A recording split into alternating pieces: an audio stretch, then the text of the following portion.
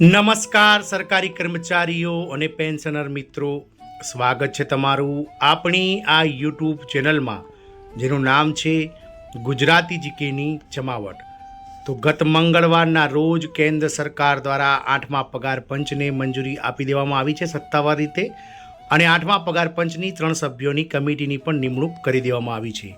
આ કમિટી આગામી 18 મહિનામાં કેન્દ્ર સરકારને પોતાનો રિપોર્ટ સોંપશે અને ત્યારબાદ કેન્દ્ર સરકાર તેના પર રિવ્યૂ કરી અને જે સંભવિત 1 જાન્યુઆરી 2028થી 8મું પગાર પંચ જે છે તે જાહેર થશે। તેને લાગુ કરવાનો સમયગાળો 1 જાન્યુઆરી 2026થી ગણાશે, પરંતુ હવે 8મા પગાર પંચને જ્યારે લાગુ કરવાને લઈ અને કેન્દ્ર સરકાર દ્વારા તડામાર તૈયારીઓ ચાલી રહી છે, ત્યારે કર્મચારીઓ અને પેન્શનર્સો માટે 8મા પગાર પંચ સાથે જોડાયેલી આ 10 મહત્વની વાતો જાણવી ખૂબ જ જરૂરી છે। તો જાણીએ આજના વિડીયોમાં વિગતવાર કે 8મા પગાર પંચ સાથે જોડાયેલી કઈ 10 મહત્વની જાહેરાતો તમામ કર્મચારી અને પેન્શનર્સો માટે ખૂબ જ જરૂરી છે, તેને લઈ અને વિડીયોમાં આપણે વિગતવાર ચર્ચા કરીશું। તો વિડીયોના અંત સુધી આપ બન્યા રહો।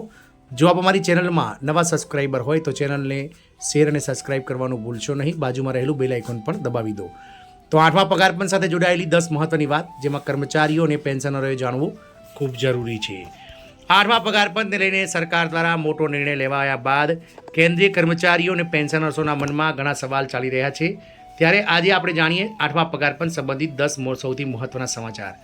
પહેલું છે કે કેન્દ્ર સરકારે 8મા પગાર પંચ માટે મંજૂરી આપી દીધી છે। આ પગાર પંચ કેન્દ્ર સરકારના કર્મચારીઓ અને પેન્શનરોના પગાર ભથ્થા એટલે કે એલાઉન્સીસ અને પેન્શનના સ્ટ્રક્ચરને બદલવાનું કામ કરશે। 8મા પગાર પંચને લઈને સરકાર દ્વારા મોટો નિર્ણય લેવાયા બાદ કેન્દ્રીય કર્મચારીઓ અને પેન્શનરોના મનમાં ઘણા સવાલ ચાલી રહ્યા છે, ત્યારે આજે આપણે 10 સવાલો વિશે જાણીએ। પહેલું છે 8મા પગાર પંચનું શું છે લેટેસ્ટ અપડેટ। તો હાલમાં કેન્દ્રીય કેબિનેટ દ્વારા આ પગાર પંચ માટે ટર્મ્સ ઓફ રેફરન્સ એટલે કે TOR સંદર્ભની શરતોને મંજૂરી આપી છે। આ TOR એક પ્રકારનું બ્લુપ્રિન્ટ તરીકે કામ કરશે, જેમાં પગાર પંચની રચના, તેની કામગીરી અને સમય મર્યાદા નક્કી કરવામાં આવશે। કર્મચારીઓને ક્યારે મળશે પગાર વધારો? તો નવું માળખું, પગાર માળખું અને પેન્શન 1 જાન્યુઆરી 2026થી લાગુ થવાની શક્યતા છે। દરેક પગાર પંચ વચ્ચે સામાન્ય રીતે 10 વર્ષનું અંતર રાખવામાં આવે છે અને આ વખતે પણ એ જ નિયમનું પાલન થયું છે। કેટલા લોકોને ફાયદો થશે? તો આ ફેરફારથી આશરે 50 લાખ જેટલા કેન્દ્ર સરકારના કર્મચારીઓ અને 65 થી 69 લાખ એટલે કે 1.2 મિલિયન કેન્દ્ર સરકારના કર્મચારી પેન્શનર્સોને લાભ મળશે। 8મા પગાર પંચની અધ્યક્ષતા કોણ કરશે? તો 8મા પગાર પંચની અધ્યક્ષતા સુપ્રીમ કોર્ટના પૂર્વ ન્યાયાધીશ જસ્ટિસ રંजना પ્રકાશ દેસાઈ કરશે। તેમને પ્રોફેસર પુલક ઘોષ પાર્ટ ટાઈમ સભ્ય અને પંકજ જૈન જે સભ્ય સચિવ મદદ કરશે। રિપોર્ટ જમા